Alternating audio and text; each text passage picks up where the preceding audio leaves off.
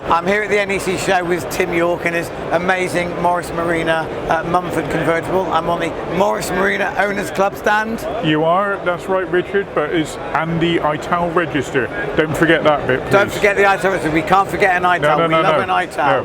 No, because we've got one of those as well, you see. can never have too many ITALs. Okay, and I need to know all about the Mumford convertible. I've seen one or two before, but I know they're rare. How rare are they?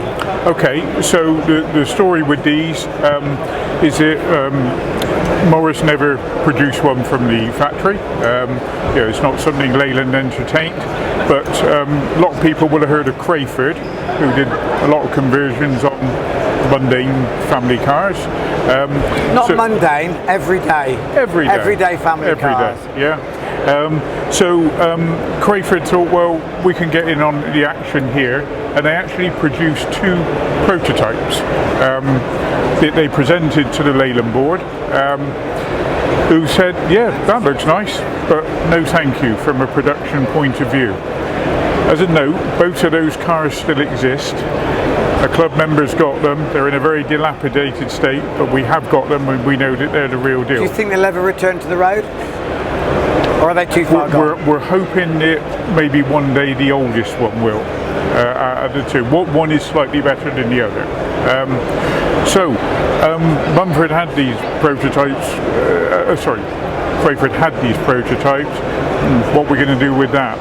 At the same time, Mumford, which was a Leyland group of dealers in the southwest, they were making quite a good living converting vans into camper vans and that kind of work. And was that in-house, or were they outsourcing it to a third party? No, they had their own coach building department, if you like, in Plymouth.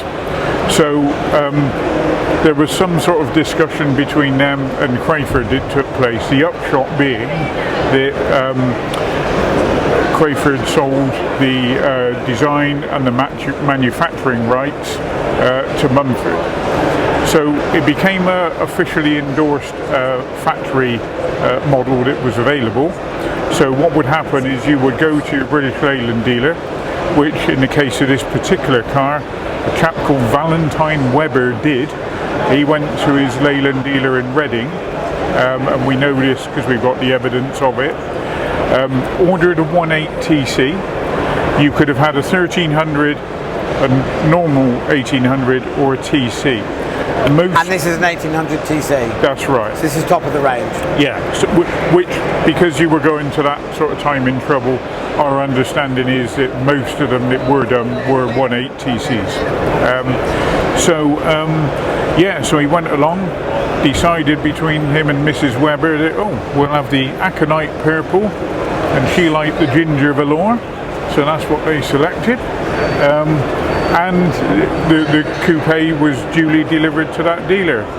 Had a look at it, yeah, happy with that, and then off it went to Plymouth, to Mumford's. 3 months later, yeah, your car's ready, sir, and down they went. So this would have been about 1,300 odd quid as a 1.8 TC coupe. By the time they were done, £2,156. That's quite a premium. Yeah, quite a premium. And what else could you have had for that kind of money in 1975? If you'd have put £1,000 or so with it, you could have had one of the run-out E-Type V12s. So, bit of a niche car. In terms of numbers made, there are no official records. As an owners club, we think that they made sort of one a month in amongst their other work they had at the time. So somewhere towards 40 we think were made, and it's got, whilst it's the rarest of all Marina variants, it's got the best survival rate. We know of 16 to the owners club, about 8 are on the road. This is the only one in this colour, and most of them are Mark 1s, but there are a couple of Mark 2s as well.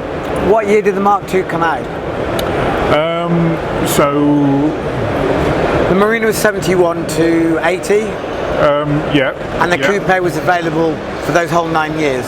The coupe, to it was end. available all the way through. Yeah. And then obviously it was replaced by the ITAL 80 to 84. I think it was 78 when the Mark II version came in. Is that the one with the headlights in the grille? Yeah. Is that the series? Was there a Series 3?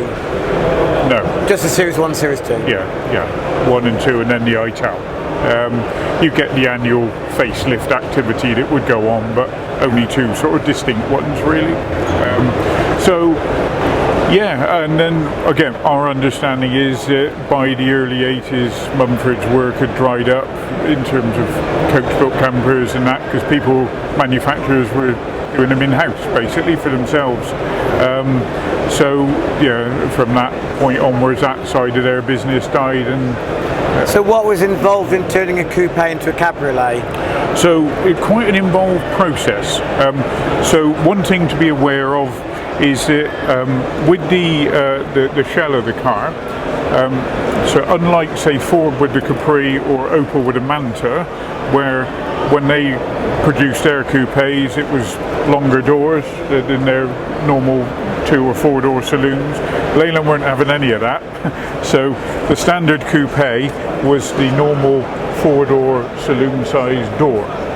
So when it came to doing that into a convertible, rather than avoid just a huge slab of vinyl on the side that would look a bit unsightly and give you visibility problems at junctions, that's where Crayford with the design came up with the roll piece behind the A-post. So this was exactly as Crayford developed it? Mumford didn't evolve it in any way? No, they didn't modify it. It was good from the start. Because this isn't a normal Crayford solution, is it?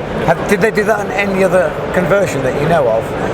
Not on these, no. But of all the cars that Crayford converted, they didn't do this odd B-pillar arrangement, did they? That was never a... No, you wouldn't have seen that on a Cortina or an Austin 1100 or a Capri or something like that they did.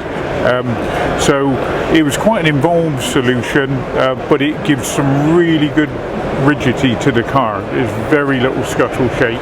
So you would have this. There's a lot of strengthening down in the sill area. There is either end of the dash as well, and there's a bit underneath the back seat. So it's quite a well thought out design, and you can see where some of the premium in the price went, because there was quite a lot of time involved. And the windows wind up and down?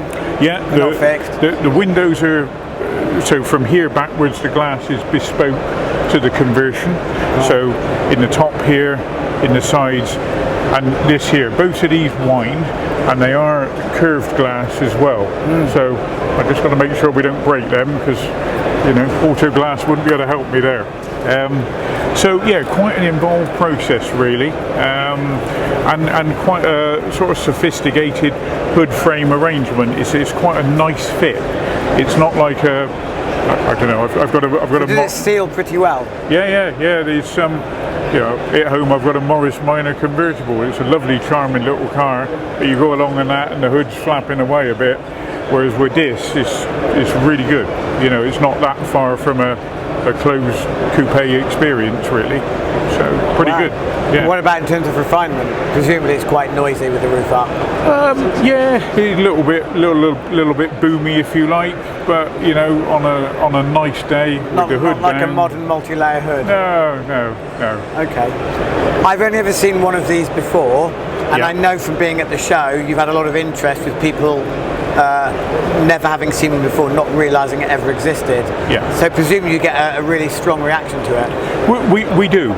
People sort of double take on it. Oh, that's rare, Marina coupe. Oh, just a minute. It's not got a lid on it. Do they think you've done it yourself, or do they assume it's a coach-built car? People who are, if you like, car people, they all think Crayford.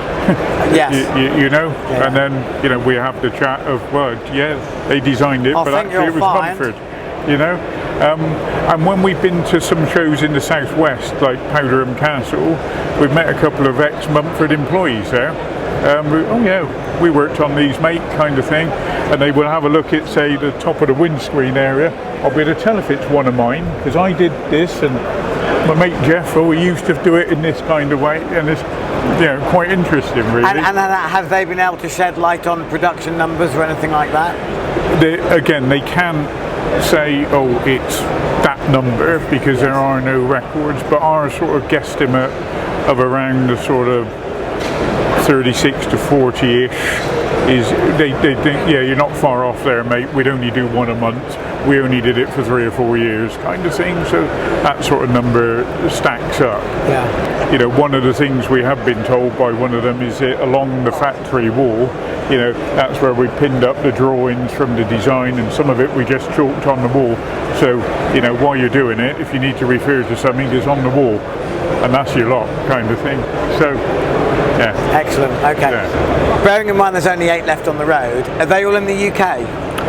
I think so. Yeah. Okay. What's the most that you've had together in one place at one time?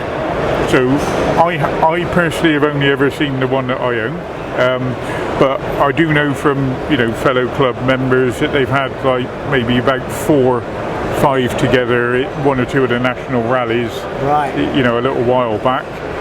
So maybe 1976. No. So that's a bit of a challenge for me to try and engineer that again, because it would be great to see 3 or 4 in a line together and so on. We need to make that happen. I think that your goal for the coming year is to get all 8 Mumford Marinas together, and actually maybe get some others trailered. Try and get double figures. Get 10 Mumford Marinas together, it would be great, including the non-runners. It would They're be great. on setting you that challenge for next year. Lovely. Thank you. Great. Okay, thanks again. All right.